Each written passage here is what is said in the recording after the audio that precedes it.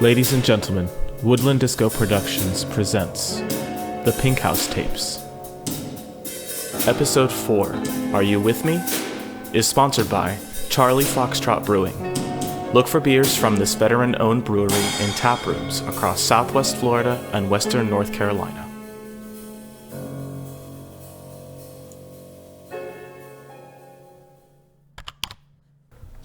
Audio Journal 3/12/2020. The nightmares just keep coming. I've never had this many in such a small span of time. The audio journals are supposed to help with reflection, but it feels like the more I reflect, the deeper I go into this pit, into the past. I assumed that Chuck was being pedantic and weird about whatever happened that night, but maybe I should just leave it alone and move on with my life. I just don't see how I can do that now.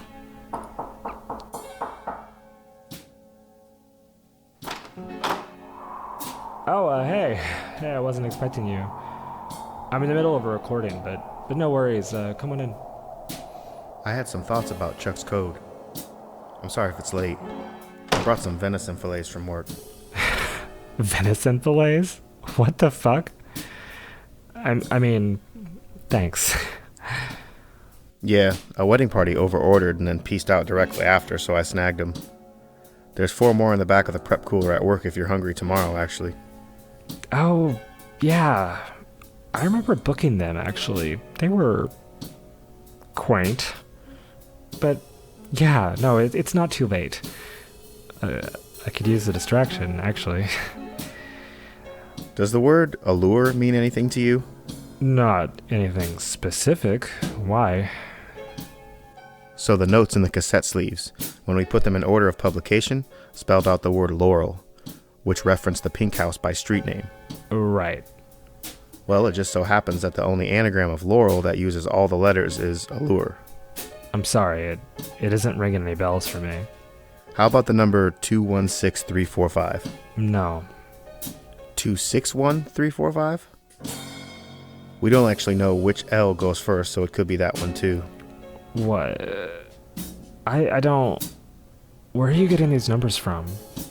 Both numbers are a reference to the tape's orders.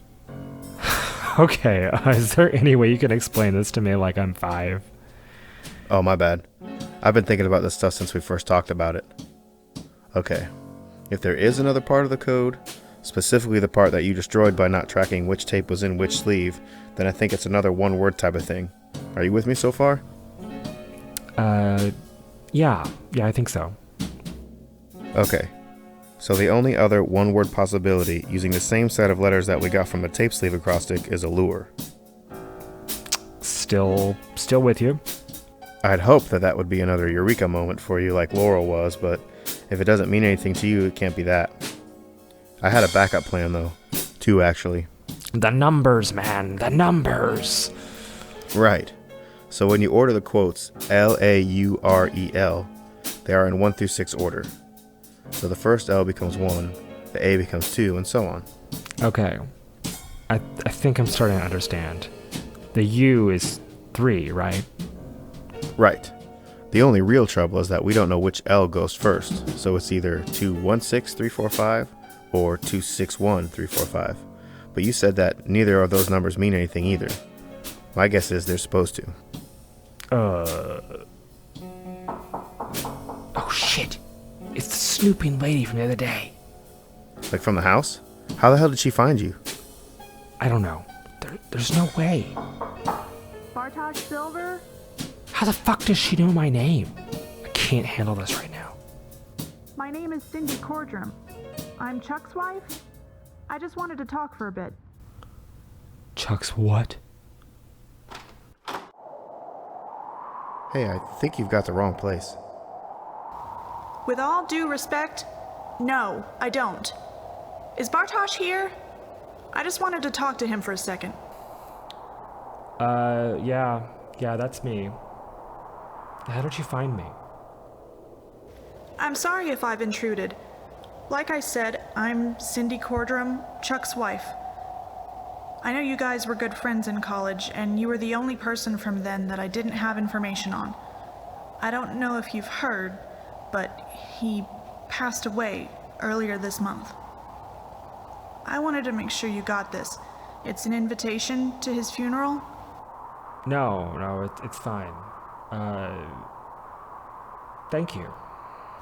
He had talked about getting in touch with you and everyone from his college days, but he got ill so quickly. I think he would be really happy to know that everyone was invited. This was the last invitation. Chuck was a good guy.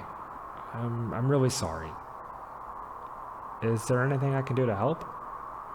Not really. Everything is more or less in order. Come to the funeral if you can. It's in about 3 weeks. It's not too far from here. Allure. 216345. Is he okay? Oh, my bad. I just remembered something from earlier in the day. Sometimes it helps me to say things out loud, you know? Yeah, like I said, it's been a hectic week. Oh, alright. Well, I don't want to hold you up any longer, and I'm sorry for interrupting you guys at dinner. It's no problem. Take care.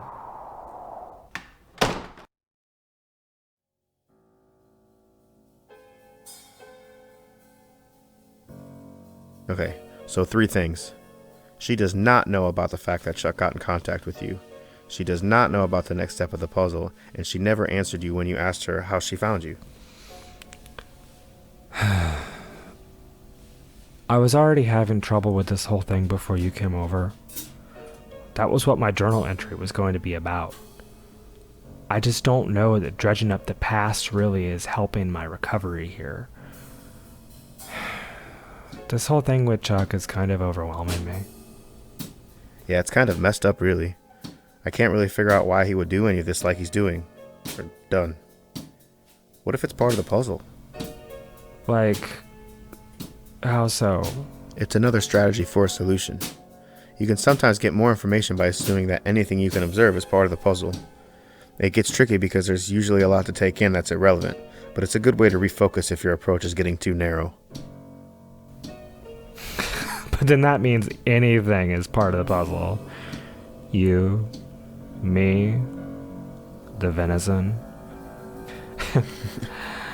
You never answered me, by the way. Oh, about what? Yeah, how you got into code cracking or whatever you call it. Well, my parents were part of a cult. They kind of forced me to learn it when I was a kid. It's a whole thing. I'm actually kind of glad to be using the skill outside of that context. I hope that doesn't make you think any differently of me. Everyone's got some complications in their past. I don't think I'm in a position to judge. Since we're sharing, I've had recurring nightmares. All of them about the pink house people. They've never stopped, really. Along with that, I had a kind of rock bottom moment around then where I woke up under a bridge with no recollection of how I got there or the 3 or 4 weeks leading up to that. Does that make you think any differently of me? I mean, yeah, but point taken. There's actually a section of Divine Comedy by Dante that talks about this. Let me guess. The cult was codes and somehow also literature? Yeah. Like I said, it's a whole thing. Right. You were saying? Right. So Dante and his guide are walking around hell. There's this dude that's burning.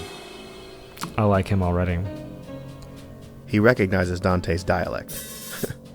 Apparently there are tons of languages spoken in hell, and they find out they're from the same area, etc. Anyway, Dante asks him a situation, like you might if you found someone from your hometown in a faraway place. Like hell. So the dude is all like, well, normally I'd be ashamed to tell you what happened, but since I know you'll never leave here, I'll tell you. That seems rude. Yeah, pretty much. I forgot why I brought that up, really. No, I get it. It's easy to share when you don't have to worry about judgment or embarrassment. It's a great case for hell, if you ask me. Finally, a place I can just be myself. Right. So there's another thing that I have wrong with me. I have visions sometimes. I see things. Okay, what kind of things? Well, right now I'm on meds for it and they're working pretty well. I hate to say normal again, but I have felt kind of normal for a few months now. I mean, I guess you don't have to tell me. I was just curious. No, it's fine. I don't really mind. So they're repeating visions or hallucinations, or whatever, where I see these huge doors like looming. I have to be careful with talking about them in the past. Talking about them has made them harder to deal with. They're almost always in the same place, which is kind of the worst part for me. I've always felt that if they were hallucinations, they wouldn't be connected to specific spots. They would be random. Anyway, that's the whole deal. I know a lot of people have it worse than me, and I'm really glad that I've been without it for a while. I've seen a door. Stop fucking with me. I brought you venison, man. I'm serious. So, my nightmares for about 25 years have been in the basement of the pink house. The last place I can remember before my blackout. The basement is somehow expanded, and I can hear everyone screaming and running for their lives. And they all die. Damn, that's rough. Right? So in the past few months, the nightmares have changed. I've had different ones each night. I've had 2 recently about giant fucking doors in the middle of town. In the dreams, they're open, and all this cold air and wind is billowing out like a storm. Mine are always closed. That's probably for the best, because every time I get close to one, I see 2 things. These scary as fuck flying shadow things, which oddly enough ignore me and fly off. And then inside is this leering, evil version of myself. Well, as someone that regularly copes with hallucinations, I could say that is a benchmark for fucked up. Wow. I feel like none of this is good for my mental health. You can fucking say that again. So, speaking of that, here's my idea. We both write down the locations where we've seen these doorways, and when they aren't in the same location, we dismiss it as coincidence and forget about it forever. Sound good? Or we both write down the same location and descend into a well of dual insanity. Hey, that still sounds better than being alone. Yeah. Good point.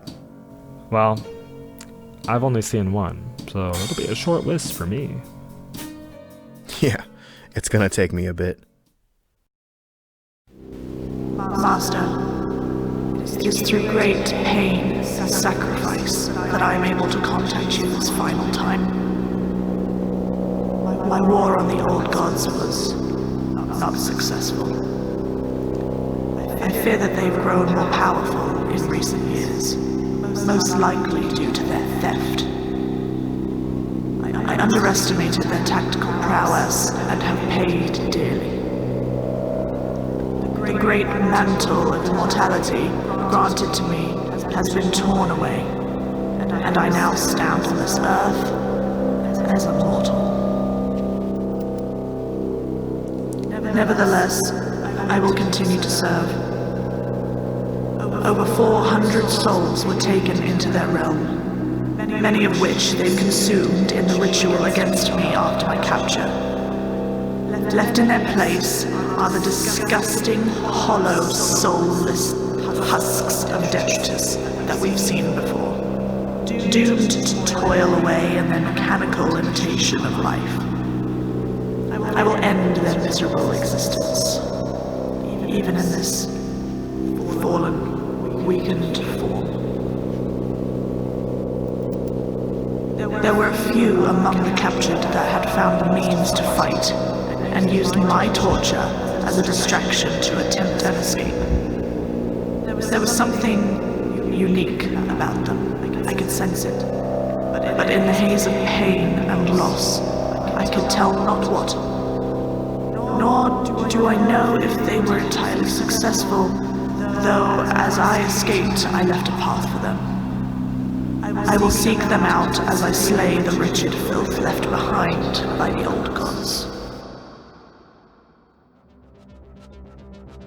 Promotional consideration provided in part by Danielle Hoffman, Western North Carolina real estate professional. The Pink House Tapes is written by Dustin Onash. All music is written and performed by John Homer Jenkins with Dustin Onash. This episode features Zach Holder as Bartosz Silver and Eric Onash as Jason St. Germain.